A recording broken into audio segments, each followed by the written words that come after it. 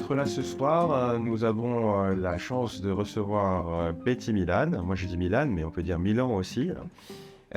Psychiatre et psychanalyste et femme de lettres brésilienne, formée à la psychanalyse auprès de Jacques Lacan.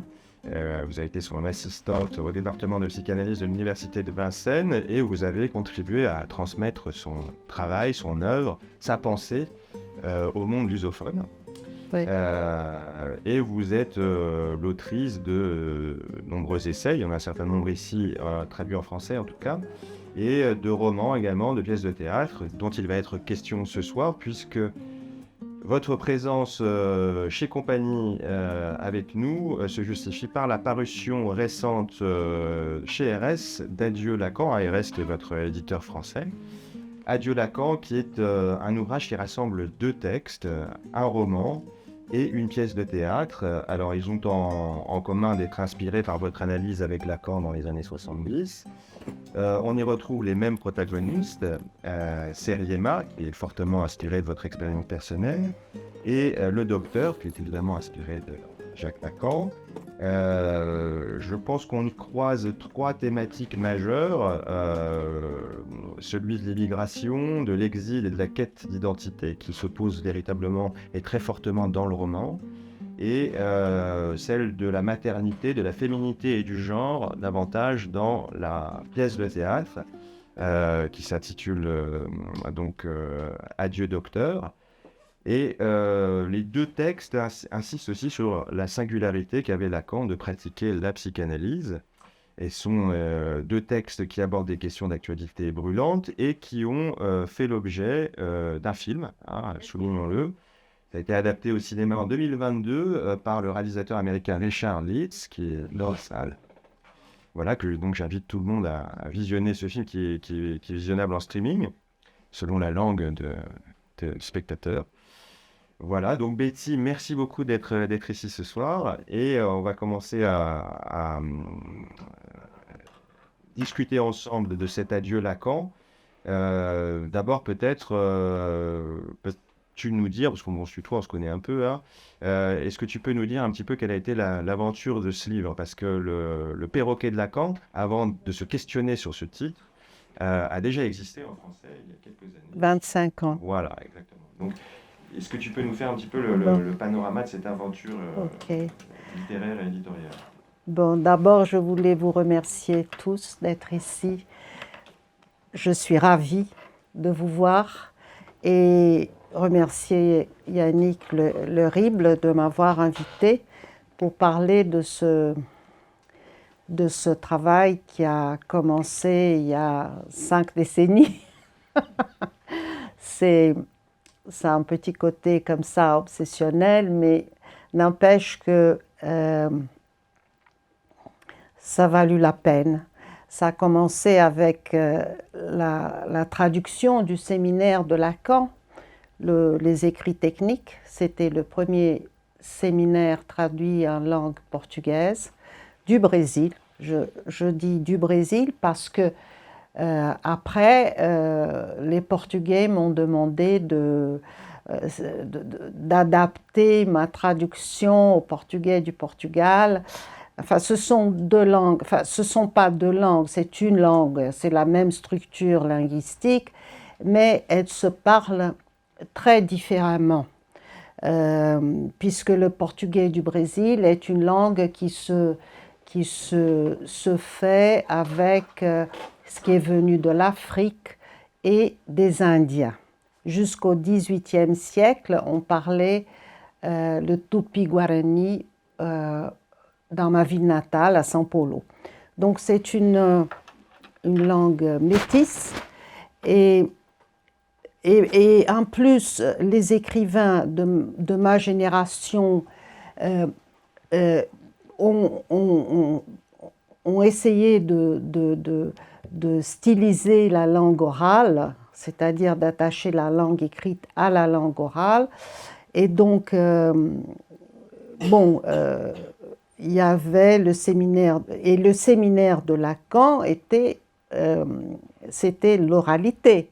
Donc, il fallait le traduire de manière à ce que ça puisse être entendu. Ce qui a posé un problème, parce que quand ma traduction est arrivée au Brésil, on m'a dit, mais non, on va corriger le texte. Alors je suis allée voir Lacan et puis je suis allée voir la responsable du Seuil pour dire qu'il n'était pas question, parce que j'avais travaillé 3 ans pour réussir à traduire ce texte de manière à ce qu'on ressente la parole, qui évidemment est sans laquelle je pense que Lacan ne serait pas aussi connu, et parce que Lacan était un homme de parole, il était un homme de théâtre. Ses écrits sont... bon, il a insisté sur le caractère énigmatique, il a mis en valeur l'illégibilité, mais c'est parce qu'il parlait que ça a cogné, si on peut le dire comme ça. Bon, mais alors, ça a commencé avec la traduction du livre de Lacan, et puis quand j'ai fini mon analyse, j'ai voulu écrire un roman quelque temps après, quand je suis revenue en France, et j'ai voulu écrire un roman inspiré de l'analyse. Je ne savais pas comment écrire un roman. Ça m'a pris plusieurs années et j'ai finalement écrit le roman qui a été publié au Brésil. Il a eu du succès au Brésil, j'ai voulu le traduire en français. Je ne savais pas à l'époque que ce sont 2 langues presque incompatibles. Je vais vous expliquer pourquoi. C'est-à-dire que le portugais du Brésil, plus que le portugais du Portugal, est une langue très elliptique. Et tandis que le français est une langue très analytique et nominaliste. C'est-à-dire que quand on parle le portugais du Brésil, on suppose que l'interlocuteur va compléter la pensée. On ne lui demande pas de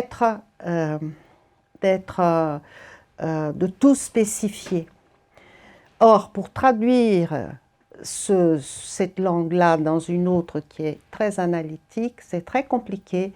Et donc, cette première traduction, elle ne me laissait pas tout à fait satisfaite. Et plusieurs années plus tard, je suis allée travailler avec les Américains. Le texte a été traduit en anglais avec un grand traducteur du portugais du Brésil.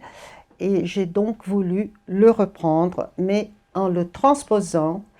Et j'ai pu le faire grâce à l'aide de Richard Prieur, qui est scénariste, écrivain, à Antoine Arsan, qui est écrivain aussi.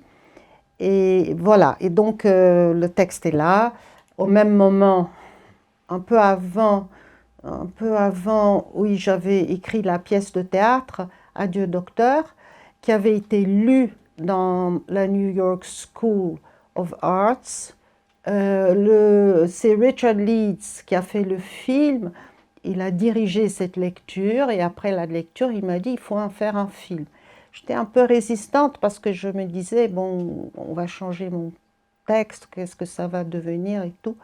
Et puis mes amis m'ont dit mais tu es folle dingue, il faut en faire un film, les gens pourront voir, ce sera beaucoup plus accessible. Et donc on a signé le contrat et Richard a fait un film qui me plaît beaucoup. Voilà, ça c'est à peu près l'histoire de cette traversée. Entre la première version, le perroquet et le docteur, et la version d'aujourd'hui, le perroquet de Lacan reste le perroquet. Et alors, ah oui. C'est riche de signification ce perroquet, parce que Seriema, quand elle arrive à Paris, Lacan la considère un petit peu comme un oiseau exotique. Hein. Alors, Seriema d'ailleurs a pour sens en tupi, il me semble, oiseau exotique. Enfin, c'est le nom d'un oiseau exotique. Et aussi le perroquet qui répète. Oui. D'une certaine façon, c'est aussi le symbole de la transmission de l'œuvre de Lacan ailleurs, et en particulier au Brésil. Donc c'est pourquoi avoir choisi ce perroquet finalement. Bon, déjà, il faut que je vous dise que Seriema est un oiseau, un tupi-guarani, mais que c'est un mot fait de deux autres mots qui sont ser, le verbe être, et Emma qui renvoie à Emi, qui en arabe veut dire mère. Bon, donc c'était le but de la manœuvre, c'était d'arriver un jour à accepter la maternité. Bon, il y a toute cette impossibilité du côté de la maternité parce que c'est impossible de s'identifier avec les ancêtres femmes, avec les femmes, avec les tantes, la grand-mère, etc., dont la destinée n'était pas celle convenable qui pouvait convenir à une femme élevée pour être médecin, intellectuel, etc. Pour donner au personnage ce nom. Il m'est venu comme ça. Et puis c'est après que je me suis rendu compte que ça avait un rapport avec l'être et la maternité. Quant au perroquet, bon, le perroquet de Lacan, le perroquet a à voir avec le sud d'une part, et il a à voir avec le fait que nous démarrons d'ailleurs dans l'existence comme des petits perroquets, mais ce perroquet de Lacan est un perroquet qui finit par trouver sa propre voie. Est-ce qu'il n'y a pas aussi la compulsion de répétition? Oui, Le bien perroquet, il sûr, répète, bien sûr, sûr, hein. bien Et sûr. justement, Seriema, quand elle arrive à Paris, on va jouer à fond la carte de la fiction, c'est-à-dire que Seriema, ce n'est pas tout à fait faux, hein, c'est une fiction avant tout. Oui, Mais malgré tout, elle arrive avec justement un schéma de répétition qui la fait souffrir, hein, oui. ces fausses couches à répétition, en tout cas dans la pièce. Mhm. Elle a du mal, elle n'arrive pas à assumer sa féminité, à assumer cette envie de maternité. Elle a des déboires affectifs amoureux. Bon. Et donc il y a cette situation de répétition qui aussi fait penser au perroquet. Oui, tout à fait. Et puis, il faut dire aussi que le perroquet est un symbole du Sud, n'est-ce pas? Quand le Brésil a été découvert, c'était le pays des perroquets. C'est le Sud et le Nord. Je pense que ça, c'est très important. Parce que, en même temps, je dis souvent que Lacan était le plus brésilien des personnes que j'ai connues. Il avait un rapport à la langue qui faisait que c'était le même rapport qu'ont les Brésiliens. C'est-à-dire, il créait des néologismes extraordinaires, comme par exemple par l'être, l'être de la parole, ou comme enamoration. Le simple homme. Revenons au problème de Seriema, c'est-à-dire qu'elle arrive à Paris, elle veut une analyse avec Lacan. Donc, ce qui pose aussi la question de qu'est-ce qu'elle connaît de Lacan en arrivant du Brésil, parce que le Lacan du Brésil, c'est une vraie question dans ces années-là. Ouais. Comment connaît-on Lacan? Que sait-on de Lacan dans ces Ouais. années-là? Seriema à venir à Paris et ne vouloir une analyse qu'avec Lacan et personne d'autre. La culture française, la culture parisienne, celle qui se produisait ici au Collège de France, était très connue au Brésil. Elle était beaucoup plus connue que la culture brésilienne, à ce point que quand je suis retournée au Brésil, j'ai plongé dans la culture populaire, j'ai voyagé dans tout le pays pour connaître mon pays. Donc il y avait, on avait un séminaire au Brésil, on essayait de décrypter les écrits. Bon, il avait déjà une aura au Brésil avant que je n'arrive. Et puis je ne sais pas, et puis Lacan avait cette manière de attraper les gens. Hein. Il ne les laissait pas. Il savait qu'il y avait quelque chose. Enfin, moi, j'étais venue pour lui demander d'envoyer quelqu'un au Brésil pour enseigner sa psychanalyse, mais il me faisait venir et revenir jusqu'à ce que je dise, mais finalement, ce que je veux vraiment, c'est faire une analyse avec vous.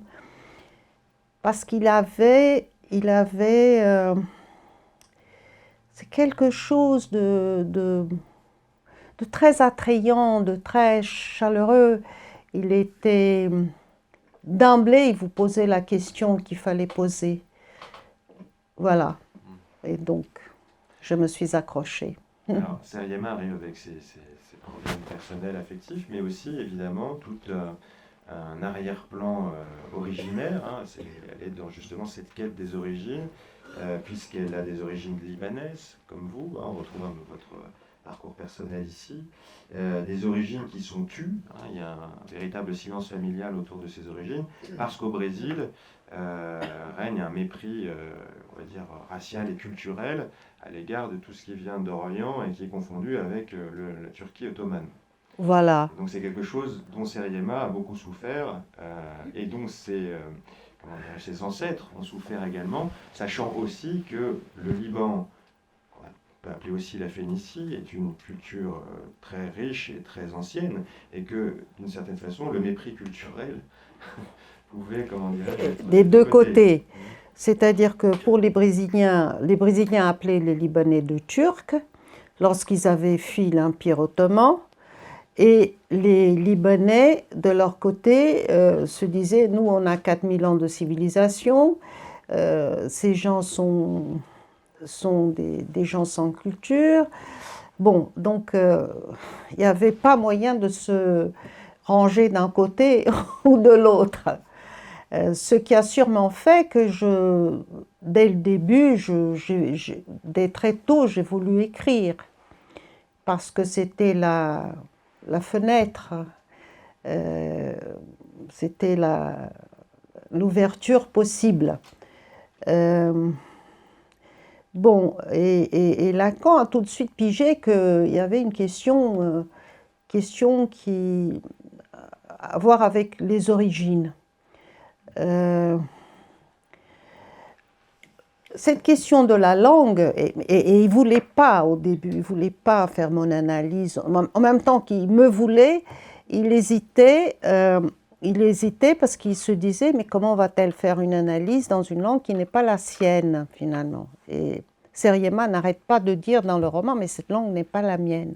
C'est là aussi qu'on saisit tout à fait le trouble de Seriema, qui devait être le vôtre aussi, c'est-à-dire ce melting pot culturel dans lequel vous étiez plongé, parce que finalement, il y a cette ascendance libanaise avec une culture aussi arabe, en tout cas la langue arabe, une culture chrétienne, hein, arabe, les Arabes chrétiens du Liban, mais aussi évidemment le Brésil avec tout son apport de culture africaine, de culture un peu magique, le carnaval, tout ça.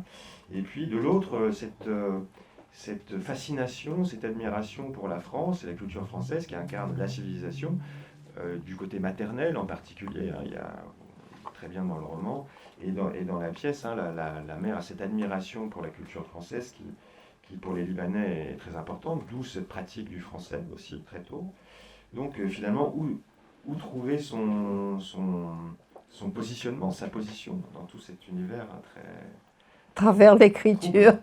Ouais. à travers l'écriture, enfin, c'est une patrie possible, n'est-ce pas? Fernando Pessoa disait que la langue portugaise était sa patrie et il n'a pas cessé de l'habiter.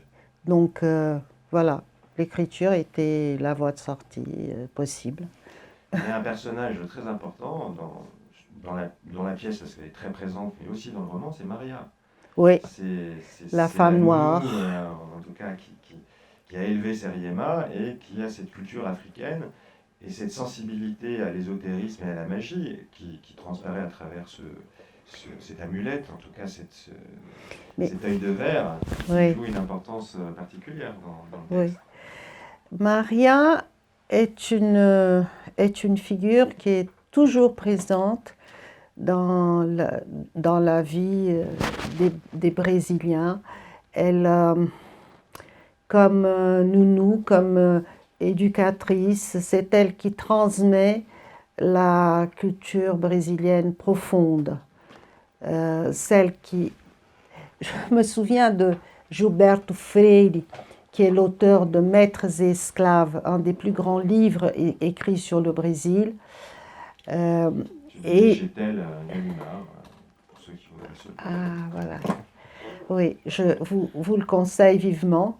Alors, Gilberto Freire disait ma mère m'a appris le français et Isabelle, qui était sa Maria à lui, m'a appris le Brésil.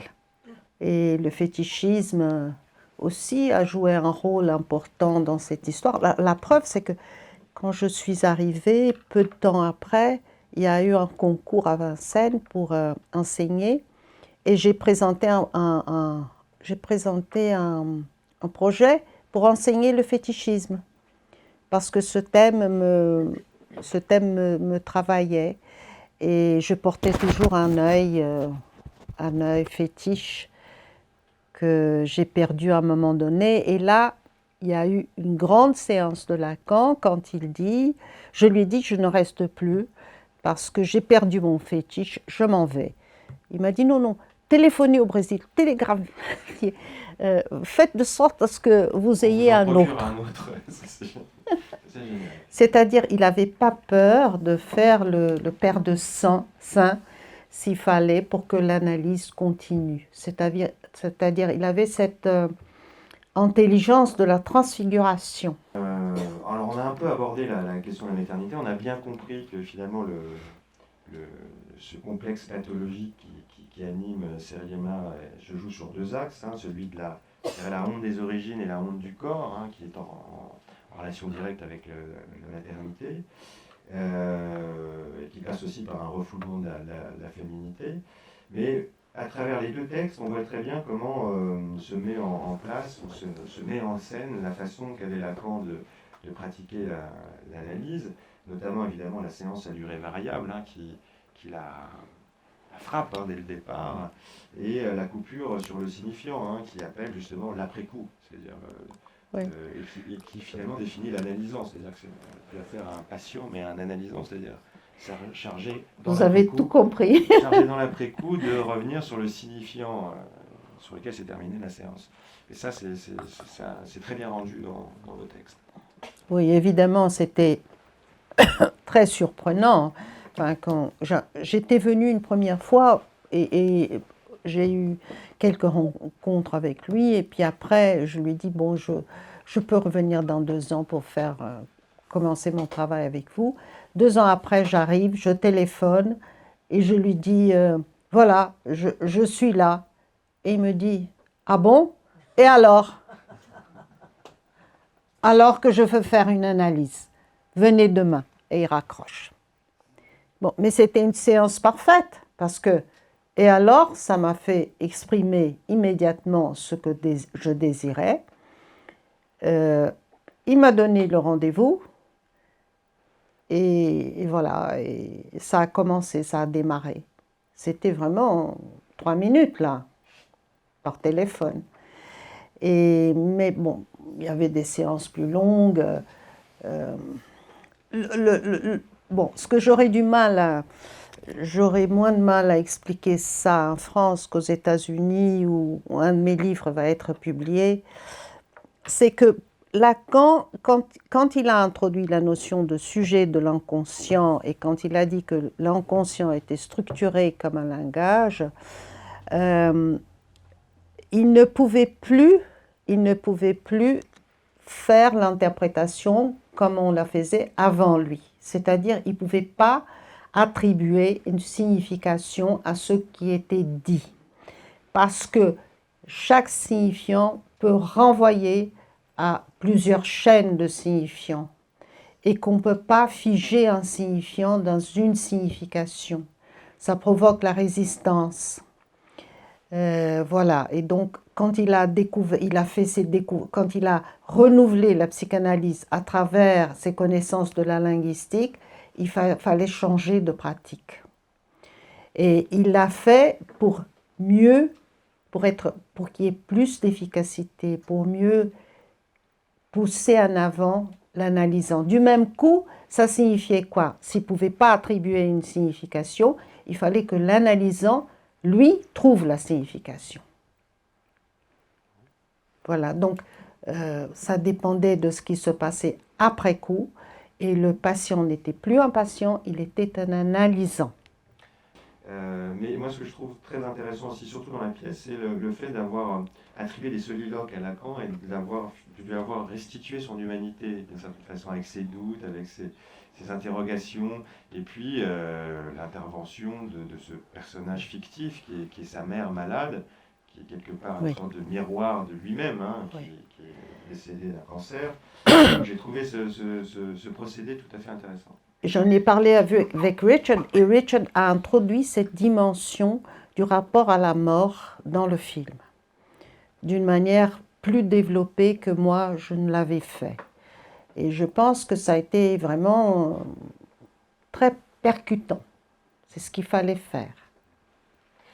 Alors venons-en un petit peu à la question de l'avenir de la psychanalyse. Comment se porte la psychanalyse au Brésil? Parce que c'est vrai que c'est un pays qu'on regarde de loin, parce qu'il est lointain, hein, et c'est vrai qu'on n'est pas forcément très au courant de ce qui se passe sur le plan analytique au Brésil. La psychanalyse se porte mieux que la politique au Brésil. Peut-être à cause de la politique, justement. Enfin, tout le monde sait que nous avons vécu pendant 4 ans sous un gouvernement dont on peut dire qu'il y avait toutes les caractéristiques d'un gouvernement nazi, enfin, il n'y avait pas l'intention d'exterminer les juifs, mais il a fait de sorte à ce que un grand nombre de pauvres meurent, dont la majorité des Noirs. Je vous posais cette question parce que vous êtes aussi une femme publique, parce qu'au Brésil, vous êtes très connue, vous avez écrit de nombreux articles dans les journaux, vous avez la télévision. Donc c'est aussi une question qui me paraît importante, comme celle de l'avenir de la psychanalyse en règle générale. Quand on voit aujourd'hui le succès qu'a eu cette fameuse série In Treatment, à la fois aux États-Unis et en France, hein, je ne sais pas si vous avez sans doute entendu parler du succès en France, il y a peut-être ici un besoin, en tout cas un besoin d'écoute, Oui. un besoin de pratique. Alors je ne sais pas si ça passe nécessairement par la psychanalyse, mais en tout cas il y a peut-être quelque chose qui est en train d'émerger. Bon, au sujet de In Treatment, je voulais dire un mot. Richard Leeds, justement, il dit qu'il avait 2 références quand il a fait son film Adieu Lacan, qui étaient d'une part In Treatment, c'était le film qu'il ne voulait pas faire, et d'autre part le film de Dreher, Jeanne d'Arc. Parce que In Treatment est un film dans lequel ce qu'on montre, c'est le rapport respectueux entre médecin et patient. Et Richard a voulu montrer la dimension dramatique du transfert. Et donc, c'est une toute autre chose ce qu'il a fait. Et à mon avis, c'est un classique. Et c'est la première personne qui a eu le courage d'introduire Lacan dans le cinéma. D'ailleurs, il travaille sur la question subjective depuis très longtemps. Actuellement, il vient de finir un film sur Freud et Hitler, justement, psychanalyse et politique. Merci beaucoup Betty pour cette petite conversation et on va passer maintenant la parole au public. Il ne manquera pas de questions, j'imagine. J'ai beaucoup apprécié dans ton écriture, c'est à la fois comme écrivain, comme écrivaine, des phrases courtes, intelligibles, on n'a pas d'effort à faire et on se laisse emmener dans un récit, une imagination, et dans le même temps qu'on est dans l'imagination, on est dans un parcours qui nous raconte des choses à nous. Et donc ça c'est une performance d'écrivain, on va dire. C'est la première chose de plaisir. La deuxième que j'ai beaucoup aimé aussi, c'est aussi mon rapport avec la psychanalyse et le perroquet, et que quand j'ai commencé, pour ma part, je ne sais pas du Brésil, mais de la province, c'est pareil, dans ce genre de gens, j'avais imaginé qu'en répétant bien les formules des savants, c'était le fin du fin, que c'était bien. Qu'est-ce que j'étais déçu, mais déçu en bien.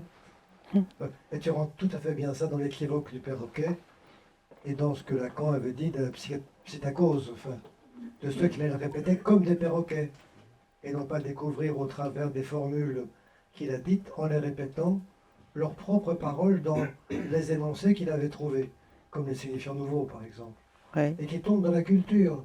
C'est dans ce sens-là que c'est plus qu'une œuvre littéraire pour Lacan. Il y a des signifiants nouveaux dans la culture. C'est ce qui change le monde. Un peu. Voilà, tout à fait. Oui. Alice ne s'autorise que de lui-même. Oui, et rien n'est plus important que de trouver sa propre voie. Oui, moi je voudrais souligner deux choses qui m'ont frappé, qui me frappent dans les deux livres qu'on vient de commenter et le film aussi, bien entendu. C'est d'abord le fait que, enfin, pour moi qui suis quelqu'un de complètement extérieur à la psychanalyse, elle n'a pas du tout fait partie de mon parcours personnel, et même quand j'ai rencontré Titi, c'est qu'elle est généralement perçue comme quelque chose réservé à à une forme d'élite, de gens qui ont des problèmes personnels, intellectuels aigus, et qui ont besoin de quelqu'un d'aussi aigu qu'eux pour essayer de s'en sortir, ou d'y rester d'ailleurs. Bon. Alors que quand on lit ces livres, quand on voit le film, on s'aperçoit d'une densité humaine extraordinaire, vraiment très très intense.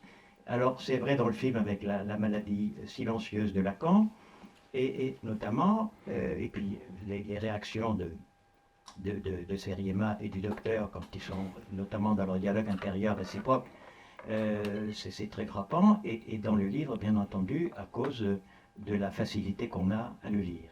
Et la deuxième chose qui me frappe, c'est l'extraordinaire actualité des questions.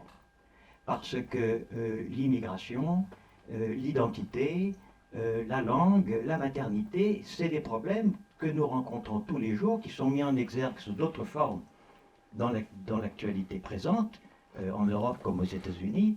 Et en fait, ces livres qui sont nés il y a très longtemps, ont gardé et ont pris aujourd'hui, je trouve, une intensité, une présence aujourd'hui très forte. Je suis très heureux de sa réception de ce film et comme Jean vient de dire, mon première réaction à la pièce de théâtre était que l'histoire était très accessible. La première audience devant laquelle nous avons présenté la pièce était une audience des psychanalystes, plutôt des psychanalystes. Mais j'avais tout de suite l'impression que c'était une histoire accessible à une beaucoup plus grande audience. Parce que c'est adieu Lacan, mais adieu docteur, mais adieu, la personne qui dit adieu docteur est vraiment le protagoniste, qui n'est pas le psychanalyste, c'est Seriema.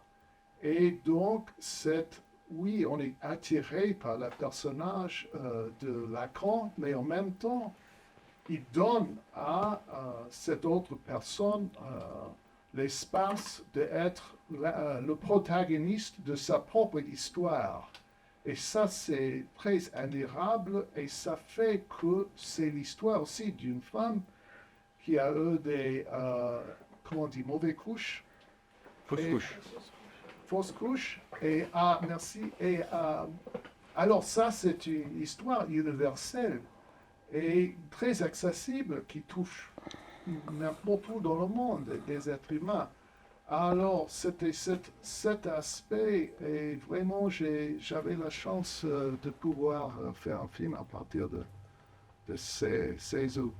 Ce qu'il y a de très fort dans votre texte, particulièrement là dans le Perroquet de Lacan, le roman, c'est que Lacan, avec vous, devient profondément humain, extrêmement simple dans la manière dont, épousant l'inconscient et allant toujours dans le sens de l'affirmation de l'inconscient, il provoque le « je dis donc j'existe » et il précipite la parole, ce qui fait qu'en ce sens, effectivement, que ce soit une langue étrangère n'a plus tellement de problème, puisqu'il accorde sans arrêt une valeur effective à votre inconscient, tout le temps. Et qu'on voit très très bien, avec une grande clarté dans ce livre, toute l'articulation d'une cure analytique. Fut-elle aussi compliquée et complexe qu'avec un esprit comme Lacan, qui cherche véritablement les profondeurs de l'inconscient de l'être. Donc voilà, moi je voulais vous remercier pour ça, parce que vous nous rendez un Lacan sorti de l'emberlificotage, des mathèmes, mais profondément humain, et qui sait pour autant exactement ce qu'il fait, dans le respect du sujet et dans son humanité. Voilà, merci beaucoup. Merci. Il y a un grand paradoxe avec Lacan, c'est que tous ceux qui l'ont pratiqué savaient son humanité. Tous. Et que dans l'opinion, on vient de nous le redire encore, une rengaine médiatique. Dans l'opinion, c'était quoi, un intellectuel obscur, sophistiqué, je sais pas quoi. Bon, enfin, faut quand même voir que l'étendue de sa réputation actuelle dans le monde, indépendamment de son humanité dans sa pratique, indique quand même que c'était un peu plus que ce qui se raconte là sur sa caricature au fond. Et qui vient d'où? Qui vient bien sûr qu'il y a eu des luttes dans la psychanalyse et il s'est trouvé effectivement attaqué brutalement, plus que brutalement, par l'establishment de la psychanalyse qui l'a précédé. Ça, c'est sa réputation est en partie le résultat de cela. Alors voilà, donc je voulais souligner ça. Et puis sur les langues, il y a quand même une chose qu'il faut prendre en considération, c'est qu'on peut s'analyser dans une langue qui n'est pas la vôtre. Et Lacan a analysé beaucoup de personnes dont la langue maternelle n'était pas le français.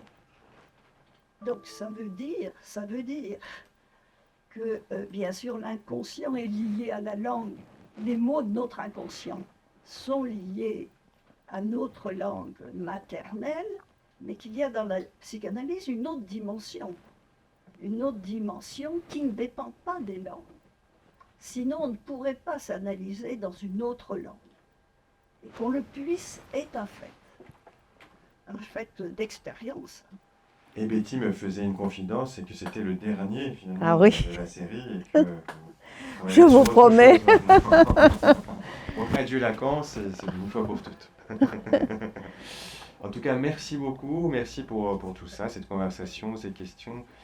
Merci d'être venus si nombreux ce soir. Et puis on va passer à la séance de dédicace pour ceux qui le souhaitent. Les livres de Betty sont là.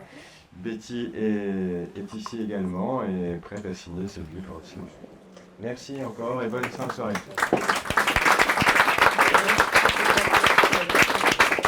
Merci.